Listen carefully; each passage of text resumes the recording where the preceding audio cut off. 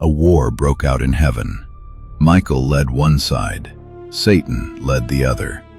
And by the time it was over, a third of every angel that ever existed had been dragged out of heaven by the tail of a seven-headed dragon.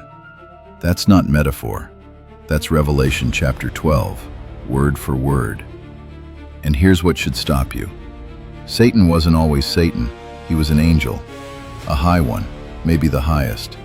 And then he wasn't. This is the war that turned him. So let me walk you through what actually happened. Because once you see the scale of this fight, the way Christ talks about Satan for the rest of the New Testament starts hitting completely different. Let me back up. To understand the size of this thing, you have to know who the two combatants actually were. Michael, the archangel, the one Daniel calls the great prince who stands watch over Israel. He only shows up in Scripture a handful of times, and every single time, it's at a moment where heaven and earth are about to collide. He's the commander of the heavenly host, the general. On the other side, the dragon. And John, who's the one writing all this down, does not leave us guessing about what this thing looks like. Great, red, dragon, 7 heads, 10 horns, 7 crowns sitting on those heads. And John doesn't leave us guessing about who it actually is either. 2 verses later, he spells it out. The great dragon was thrown down, that ancient serpent who is called the devil and Satan, the deceiver of the whole world. Same being. The serpent in the Garden of Eden, the accuser of Job, the one that took Jesus to the high mountain, all the same dragon. But here's where Revelation 12 starts hitting really differently. Because before the war even kicks off, John shows you something that should completely rewire your scale of what we're dealing with. The dragon's tail, that one tail, sweeps a third of the stars of heaven and casts them down to the earth. Now, in apocalyptic literature, stars is code. Stars are angels. A third of every angel that ever existed, yanked out of heaven by a single tail. We don't know what the host of heaven actually numbers. Could be billions. The number isn't the point. The point is, a third went with him. And that's the army he leads into the war. So picture the two sides lining up. On one side, the dragon, 7 heads, 10 horns, crowns of fallen authority on each head. Behind him, a third of every angel that ever was, falling stars made flesh, now armed.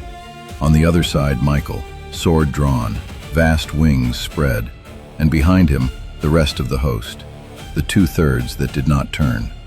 Now this is the part that gets me, because Revelation gives this entire fight exactly one sentence. And there was war in heaven, Michael and his angels fighting against the dragon, and the dragon and his angels fought back. One sentence, for the largest battle in the history of any realm, ever. We don't get how long it lasted. We don't get how the host of heaven actually engages a dragon that can drag down a third of the stars by its tail. None of that. But we do get how it ended. And he was defeated, and there was no longer any place for them in heaven. The dragon loses. The 7-headed monster, the one with the crowns, the deceiver of the whole world, defeated. Then comes the cast down, and the great dragon was thrown down to the earth, and his angels were thrown down with him. Sit with that image for a second, because it is wild. A third of every angel that ever existed being hurled, simultaneously, out of heaven, falling, like a meteor storm, except every meteor is a being, and Jesus actually references this exact moment. Luke chapter 10, he says, "I saw Satan fall like lightning from heaven." He didn't see a slow descent. He didn't see a long argument. He saw lightning, sudden, blinding, terminal. That's how fast the most powerful angel in heaven went from prince to outcast. So now you have to ask the real question. Why does this war happen? What was the trigger? Revelation gives it to us, right at the start of chapter 12, before any of the fighting. There's a woman. She's in labor, about to give birth to a son who will rule all nations with an iron scepter. And in front of her, the dragon, mouth open, waiting to devour the baby the moment he's born. The baby is born. He gets caught up to God, to his throne. That language, caught up to the throne. That's resurrection and ascension talk. So whatever this woman represents, the child she's giving birth to is Christ, and the war kicks off after the child is caught up. Which means, and this is the part that almost nobody connects, Satan was still in heaven up to that point. He had access. He still appears in the book of Job, walking around the throne room of God, accusing humans. He had a role, a legal one. Then the cross happens, the resurrection happens, the ascension happens, and everything changes, because here's what the cross actually does in the courtroom of heaven. It pays off every accusation Satan could ever bring against a human being. His whole legal role was accuser. Look what they've done. Look what they deserve. But now there's a substitute. The blood of the Lamb is on the docket, and his accusations don't stick anymore. So Michael, with the verdict finally rendered, throws him out. That's the actual legal mechanics of Revelation 12. Satan didn't get evicted because Michael was stronger. He got evicted because the case against humanity was paid in full. And the moment it happens, a voice cries out from heaven. John records the exact words. Now the salvation and the power and the kingdom of our God have come, for the accuser of our brothers has been thrown down. The accuser. That's what Satan literally means in Hebrew, the accuser. And then this. They have conquered him by the blood of the Lamb. The blood, that's the actual weapon. Michael's sword is just enforcing the verdict. Then the warning.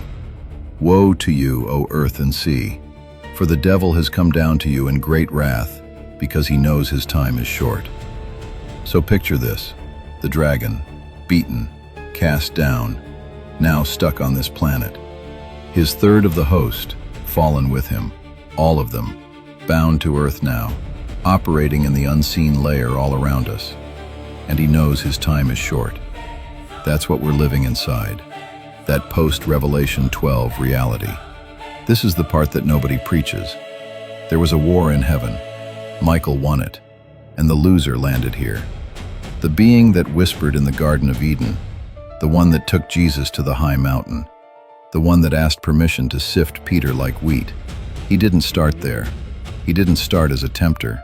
He started above, as an angel, maybe the highest one.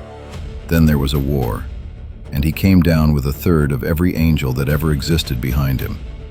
That's what's actually in the air around you right now. That's the war Christ refused to fight at Gethsemane, because by the time the soldiers showed up in that garden, it was already won. And yeah, that's a wrap on today's video, friends. I really hope this blessed you and gave you something to think about as you go about your week. Keep chasing truth, stay grounded in your faith, and make sure you have subscribed to our channel or you have followed us so that you don't miss what's coming next on this channel. And yeah, thank you so much for hanging out with me today. I'll see you in the next one. Goodbye.